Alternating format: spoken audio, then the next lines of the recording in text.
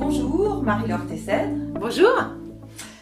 Tu es énergéticienne, formatrice et auteure. Oui. Est-ce que tu peux nous expliquer en quoi ça consiste, être énergéticienne? Alors, être énergéticienne, en fait, je vais travailler sur le champ d'énergie de la personne qui vient me voir pour l'aider à dépasser ses blocages. En fait, on part du principe que on a un corps physique et puis on a différents corps énergétiques et les différentes épreuves de la vie, les différents traumas, etc. vont inclure des blocs d'énergie en fait dans le champ énergétique de la personne, ce qui fait qu'on va réagir toujours d'une même façon à une même problématique donnée. Et en fait, mon travail, c'est d'accompagner les gens à enlever ces blocs d'énergie pour qu'ils puissent se permettre de rayonner de tout leur être comme ils étaient au moment originel. Voilà. Est-ce qu'on pourrait se représenter ça comme une sorte de bloc d'énergie figé? Oui, c'est ça. D'accord. Comment en es-tu venue à t'intéresser à ça? C'est d'abord une démarche très personnelle, c'est-à-dire que quand j'ai découvert cet univers-là, j'étais pas du tout dedans. J'étais responsable marketing et communication dans des casinos de jeux, enfin rien à voir en fait. Et puis je suis allée voir quelqu'un qui fait ce que je fais maintenant pour dépasser une problématique très personnelle. Dans laquelle j'étais bloquée depuis une petite quinzaine d'années et plus, quoi, presque 20. Et puis j'avais pas envie de passer par un système plus classique, soit médecin, soit psy. Enfin, j'ai pas envie de ça. Je sentais que ça pouvait être plus rapide. Et puis j'avais pas envie de raconter toute mon histoire. Et en fait, je suis allée pour des soins énergétiques. Et ça a super bien marché. En fait, en 6 mois, la chose que j'avais à dépasser était réglée. Et là, je me suis dit, waouh, mais comment ça se fait Mon esprit cartésien, quand même, parce que j'ai fait une école de commerce, disait, mais attends, comment ça se fait que ça marche? Et puis, pourquoi on n'en parle pas Voilà, donc j'ai voulu comprendre comment ça marchait. Donc j'ai commencé à lire des livres, et puis j'ai commencé à suivre des formations de Reiki, de FT, technique de libération émotionnelle, enfin, plein de choses comme ça pour m'aider à comprendre comment la personne qui m'avait accompagnée avait réussi à faire que j'aille mieux, quoi. Et puis voilà, de fil en aiguille, j'ai continué de faire des formations, puis j'ai commencé à recevoir du monde, et voilà. Je crois que tu as suivi une formation particulière aux États-Unis. Oui. Comment l'as-tu choisie? Alors, qu'est-ce qui t'a amené là? Et peut-être tu peux nous parler un peu de cette école-là. Ok. Alors justement, dans la continuité de ce que je viens de t'expliquer, j'avais envie de comprendre plus. C'est-à-dire que j'ai commencé à faire des soins énergétiques, moi, à donner des soins énergétiques. Ça marchait très bien. J'avais du résultat, sauf que j'étais incapable d'expliquer pourquoi ça marchait. Et donc, dans ma logique cartésienne qui reste quand même, ça me dérangeait beaucoup de ne pas pouvoir expliquer. Donc, j'ai cherché sur Internet. Alors il y avait plein d'options, un guérisseur philippin, tout ça, mais ça m'allait pas parce que justement c'était pas cartésien assez pour moi. Et donc j'ai trouvé une formation aux États-Unis qui s'appelle l'école de Barbara Ann Brennan.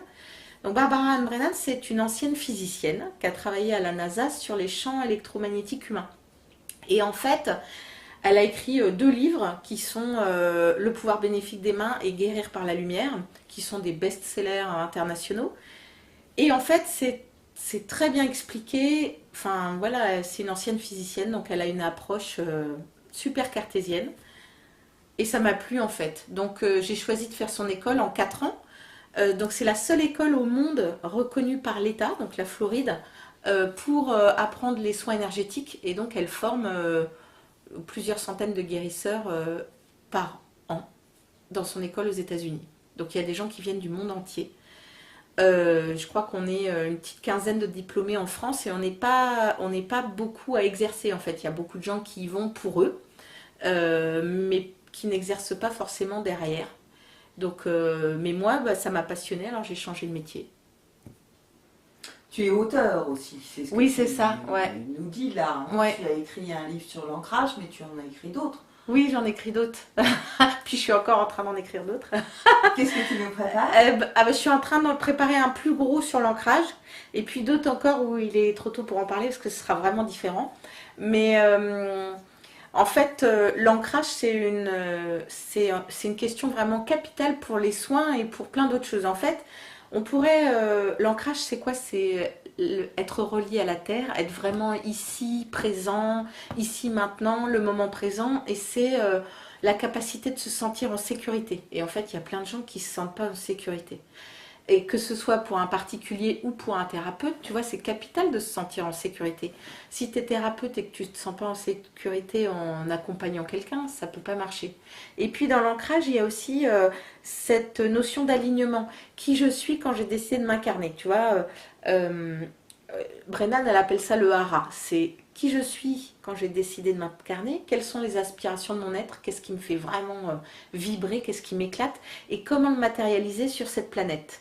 Et donc du coup, il y a vraiment, quand je suis alignée avec ce pourquoi je suis venue, tout arrive simplement. Alors ça paraît un petit peu bizarre de dire ça, mais en fait on l'expérimente tous.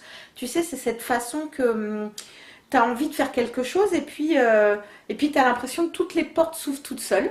Et puis au contraire, tu as décidé de faire autre chose et puis alors là, tu te prends les portes au fur et à mesure, puis ça ne se fait jamais. Tu te souviens? Et donc du coup, l'idée c'est quand tu es en alignement, tu te sens en sécurité et puis surtout, ce que tu as à faire, ce pourquoi tu es venu, se fait facilement. C'est cette sensation que tu es parfaitement à ta place au bon moment, au bon endroit. Donc, tu viens de nous parler du hara, ça c'est une dimension énergétique. Oui. Il y en a d'autres. Oui, il y en a d'autres. Alors, selon la classification Brennan, enfin ce qu'elle explique à l'école, donc on a la dimension du hara, qui est un peu moins connue que la première dimension dont j'ai vaguement parlé tout à l'heure, qui est la dimension de l'aura. Donc on a un corps physique et puis on a plein de corps énergétiques, on va dire.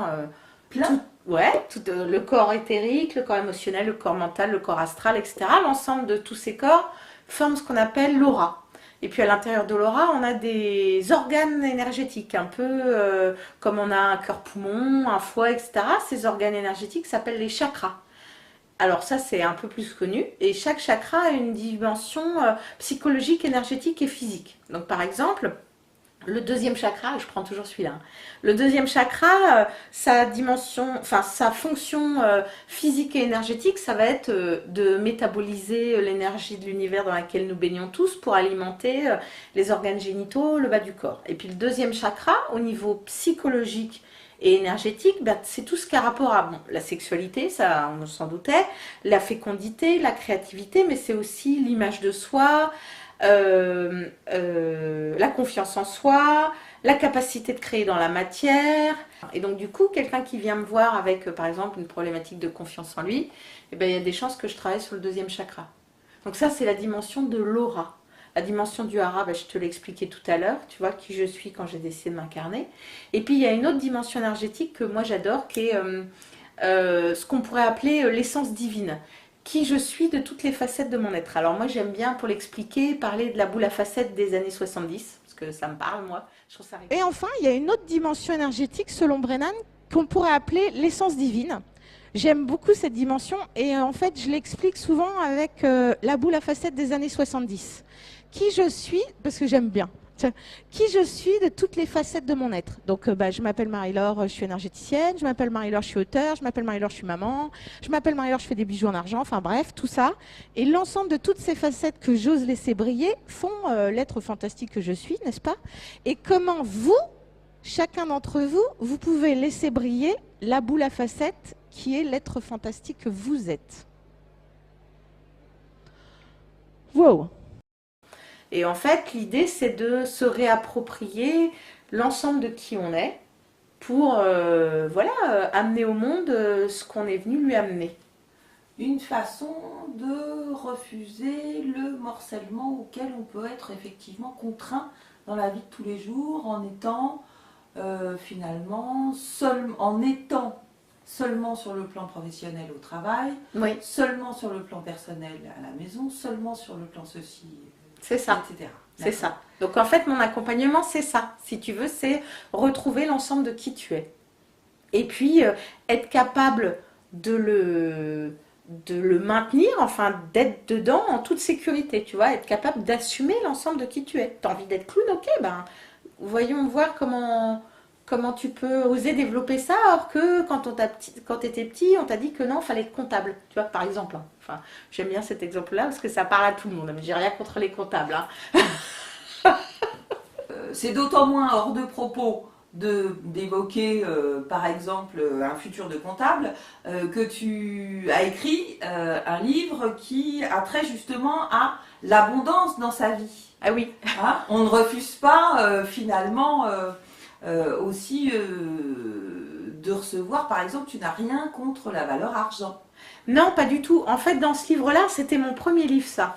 Et en fait, j'ai travaillé sur le rapport à l'argent et comment les images qu'on a sur l'argent influent ton abondance personnelle. Sachant que l'abondance, c'est pas que l'argent. Hein. L'abondance, c'est aussi les voyages, les amis, l'amour, enfin plein de choses.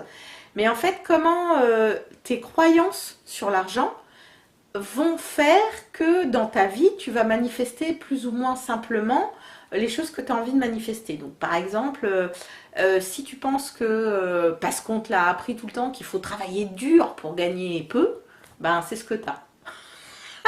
C'est un peu caricatural, mais en changeant des croyances héritées des parents, en changeant des croyances culturelles, en changeant tes croyances perso de par ton expérience de vie en fait, et bien du coup tu peux réussir à attirer plus d'abondance dans ta vie, sachant que c'est chacun qui choisit quelle est son abondance. En fait, j'utilise l'argent comme un miroir, en fait un miroir de nos croyances.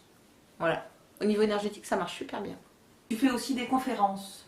Oui, souvent mes conférences, déjà mes conférences c'est souvent sur le thème de mes livres. Donc j'en fais régulièrement. Le dernier c'était sur changer sa vie. Et c'est aussi oui pour montrer aux gens que finalement je suis comme tout le monde. Hein, donc j'ai les mêmes problématiques que tout le monde. Et puis quelque part on écrit sur quoi on a travaillé. Et donc du coup, oui, j'aime bien présenter ce que je fais en conférence. Et puis ça me permet de toucher plus de monde d'un coup. Donc je trouve que c'est intéressant. Tu vois, si je permets à plus de monde de progresser ou de comprendre, je trouve ça bien. Est-ce que la qualité du contact que tu peux avoir avec le public de tes conférences compte dans cette démarche? Oui. J'aime bien. Ouais, j'aime bien. Je prends toujours du temps après pour... Enfin voilà, je les invite à venir à la dédicace, mais même s'ils n'achètent pas de livres, c'est pas le truc. Moi, ce que j'aime, c'est parler avec eux. Ça me permet d'avoir un retour aussi, tu sais. Auteur, c'était pas du tout un truc que j'avais prévu. Ça fait partie de mon abondance à moi, puis de mon alignement à moi, tu vois, parce que un truc qui est vraiment identifié pour moi, c'est aider les thérapeutes à se développer. Mais pour moi, ça c'est clair, ça fait au moins 10 ans que je sais ça, tu vois. Mais jusqu'à présent, tu sais, ça vient petit à petit. Petit à petit, tu évolues et puis voilà. Et donc d'avoir des livres édités, pour moi, ça a été, ah oui, là, je vais pouvoir aider des gens à comprendre ou à aller mieux. Et d'ailleurs, mes 2 premiers livres, c'était ça. C'était Choisir l'abondance et Osez vivre de votre passion, spécial pour les thérapeutes. Donc tu vois, j'étais vraiment dans le sujet.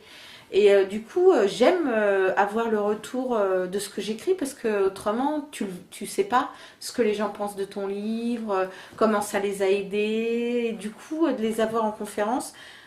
Alors au début, c'était que des gens qui me connaissaient pas, mais maintenant, c'est des gens qui ont lu un ou plusieurs de mes livres. Enfin, c'est des fans, quoi, ce qui m'épate. mais du coup, c'est super intéressant. Très bien. Merci. C'est moi qui te remercie. À bientôt. À bientôt. Merci Eric aussi.